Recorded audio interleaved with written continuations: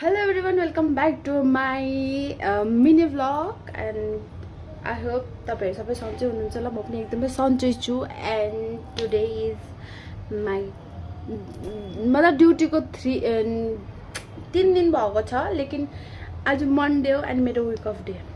सोच्नुस् guys, मतलब duty join गरेको 2 दिन बादमा छुट्टी कसले पाउँछ? मैले पाएको छु। सो आज म रुममा छु अनि मेरो भाउजू सोल्टिने ड्युटी जानुभएको छ र म चाहिँ रुममा एक्लै छु र मेरो साइडमा यति धेरै बर्तन छैन, थालबाटी डेक्ची टाइपर गर्नुपर्ने, बट मलाई जाँगर मुठीभर लागेको छैन, बट म गर्छु, गर्ने चाहिँ म गर्छु। ल अहिले चाहिँ गरेको छैन, अहिले गरेको छैन। तपाईहरुलाई एक चीज देखाउन लागि मैले भिडियो बनाएको आज। अहिले चाहिँ हैन के भन्दाखेरि चाहिँ नि त, सो के भन्दाखेरि चाहिँ 8 मे 8 तारिकमा चाहिँ मामाको बिहे छ हो गाउँमा।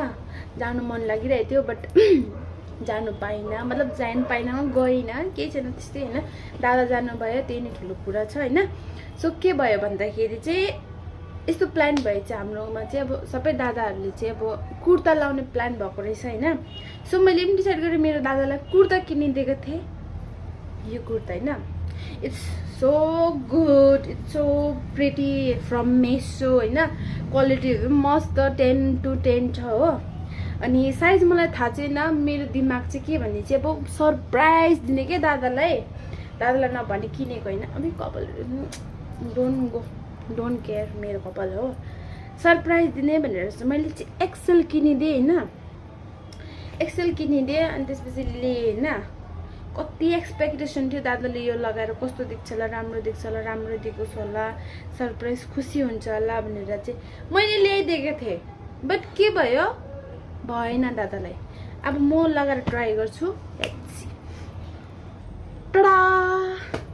So this is the kurta, how I look. So मलाई यतिको राम्रो देख्दैछ भने मेरो दादालाई कति राम्रो देख्थ्यो होला, जस्ट इमेजिन। वाउ! बट यो मलाई हुने कुर्ता मैले कसरी सोचे होला अब दादालाई हुन्छ भनेर। Out of mind. How I am looking pretty ना, इट्स अ प्रिटी। यति राम्रो कुर्ता चाहिँ अनि अब यतिकै थन्किरहेको छ हैन।